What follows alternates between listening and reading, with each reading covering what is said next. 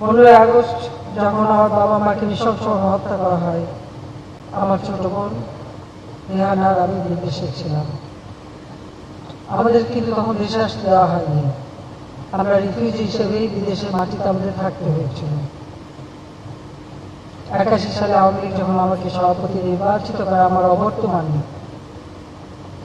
তখন আমি সিদ্ধান্ত নেই, রেহানাও আমাকে বলেছে, আমরা দুই বোনই সিদ্ধান্ত নেই যে আমাকে ফিরে আসতে হবে। আমার ছোট ছেলে মেয়ে, 10 বছরের ছেলে, 8 বছরের মেয়ে, তাদেরকে তাদের বাবা এবং রেহানার কাছে রেখে রেহানার সাথে দিয়ে দিয়েছিলাম জয়কে। সেই দায়িত্ব নিয়েছিল। আমি চলে আসি বাংলার মাটিতে, কারণ আমি জানতাম না যে এই মাটিতে ফিরে এসে আমি বেঁচে থাকতে পারবো কিনা, যেখানে আমার বাবা মা ভাই সব নির্মমভাবে হত্যা হয়েছে। আমি এসেছিলাম এমন একটি দেশে যেখানে আমার বিচার পাওয়ার কোনো অধিকার ছিল না। ইনডেমনিটি অর্ডিন্যান্স দিয়ে খুনিদেরকে বিচারের হাত থেকে রেহাই দিয়ে পুরস্কৃত করা হয়েছিল বিভিন্ন দূতাবাসের চাকরি দিয়ে।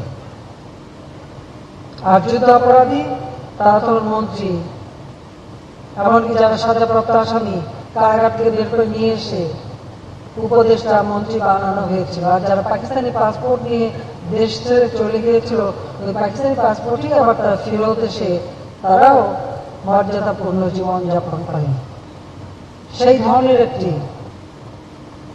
পরিবেশের ভিতরে আমি ফিরে আসি একটি প্রত্যয় নিয়ে, লাখো শহীদের রক্তে রঞ্জিত এই স্বাধীনতা কখনো ব্যর্থ হতে পারে না।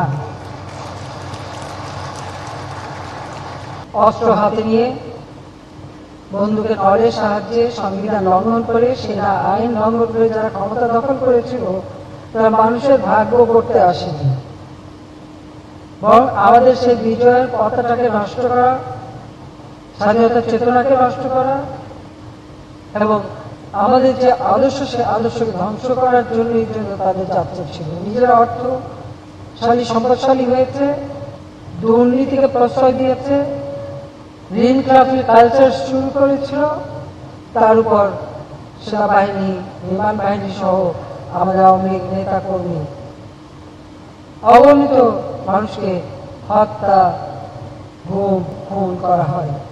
এখনো সেই পরিবারগুলি তাদের আপনজনকে খুঁজে বেড়ায়। 21টা বছর এদেশের মানুষ এইভাবেই কষ্ট পেয়েছে।